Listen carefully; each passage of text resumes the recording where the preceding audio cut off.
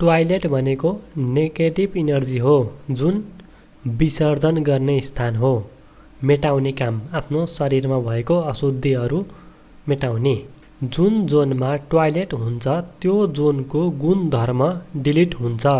टोयलेटले देवतालाई destroy गरेको हुन्छ। देवता घरको फ्लोरमा हुन्छ, भुइँमा, त्यो भुइँमा आउने ऊर्जा चाहिँ टोयलेटले बन्द गरिदिन्छ।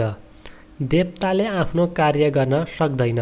यदि टोयलेट युज गरेको छैन तर सेफ्टी ट्याङ्कसँग पाइपसँग कनेक्ट भएको छ भने चाहिँ टोयलेटमा युज नगरे पनि त्यो टोयलेटले वास्तुदोष दिएकै हुन्छ। सेफ्टी ट्याङ्कसँग कनेक्ट भएपछि नराम्रा ब्याड स्मेलहरू त्यहाँबाट आइरहेको हुन्छ, नेगेटिभ प्रभाव परेको हुन्छ घरमा। घरभित्र टोयलेट सकेसम्म नराख्ने।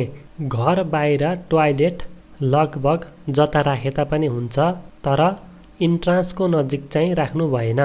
इन्ट्रान्सबाट युनिभर्स इनर्जी आउने हो, त्यही युनिभर्स इनर्जी आउने बित्तिकै टोयलेट भएमा युनिभर्स इनर्जीमा टोयलेटको नकारात्मक ऊर्जा मिसिन्छ। त्यसैले टोयलेटलाई इन्ट्रान्सको नजिकै नराख्नु होला, अरू बाहिर चाहिँ घर बाहिर जता राखे पनि हुन्छ। यदि नर्थमा टोयलेट छ भने धन कमाउने अवसरलाई नै रोकिदिन्छ र प्रमोसन अथवा जागिरमा बढुवा हुनमा बाधा आउँछ र मान्छे अगाडि बढ्न सक्दैन। नर्थ इस्टमा टोयलेट छ भने मानिसको जीवनी शक्ति कमजोर हुँदै जान्छ, इम्युनिटी पावर लो हुन्छ।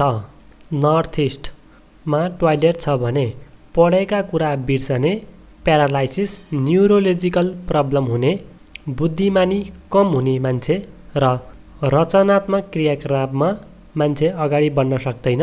Memory power loss, paralysis, neurological प्रब्लमको समस्या आउँछ। यो सबैभन्दा नराम्रो जोन हो वास्तुमा टोयलेट राख्ने। नर्थ इस्टमा कहिले पनि राख्नु हुँदैन। इस्ट नर्थ इस्ट यो जोनमा टोयलेट छ भने मान्छे जति बेला पनि थाकेको फिल हुन्छ, फ्रेस फिल हुँदैन, भारीपन महसुस हुन्छ, किनकि यो मनोरञ्जनको स्थान हो। मनोरञ्जनमा कमी भएपछि मान्छेमा जतिखेर पनि फिल नमजा हुन्छ। इस्ट सामाजिक काममा जति पनि राम्रो काम गरे तापनि समाजले मन नपराउने, समाजले कति रुचाउन्न।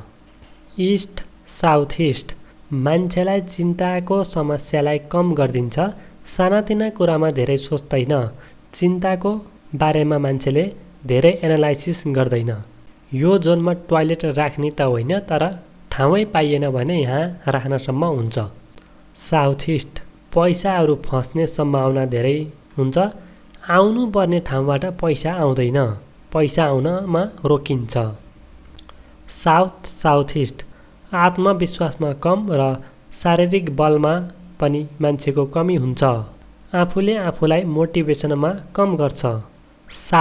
साउथ भनेको मान्छेले प्रसिद्धि हुन र रिल्याक्स फिल गर्ने जोन हो, त्यसमा कमी आउँछ। मान्छेले आराम हुनमा पनि आरामको महसुस गर्दैन र प्रसिद्धि हुनमा पनि सक्दैन, मान्छे चर्चित हुनमा कमी हुन्छ। साउथ वेस्ट यो जोन भनेको विसर्जनको जोन हो, यहाँ टोयलेट भएमा ठिक छ। विसर्जनमा गन्धर्व र भिङराज देवता हुन्छ।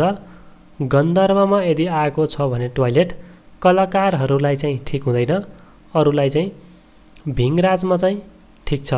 यो जोन टोयलेट बनाउनको लागि उपयुक्त छ। विसर्जनको ठाउँमा विसर्जनै आयो। साउथ वेस्ट यो जोन सम्बन्ध र स्किलको जोन हो, यहाँ टोयलेट भएपछि घरमा सम्बन्ध राम्रो हुँदैन र आफ्नो स्किलमा पनि कमी आउँछ। वेस्ट साउथ वेस्ट भनेको पढाइको र पैसा जम्मा हुने जोन हो, यहाँ टोयलेट भएमा बच्चाहरूको पढाइ राम्रो हुँदैन र घरमा पैसा पनि जम्मा हुन सक्दैन।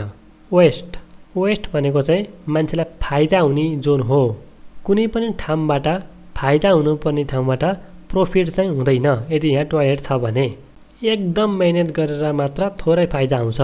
वेस्ट नर्थ वेस्ट यो जोन डिप्रेसन एन्ड डिटोक्सिफिकेसनको जोन हो, यसले चाहिँ मानसिक सम्बन्धी नराम्रा विचारहरूलाई चाहिँ मेटाउने जोन हो भने यो जोनमा टोयलेट बनाउँदा ठिक छ।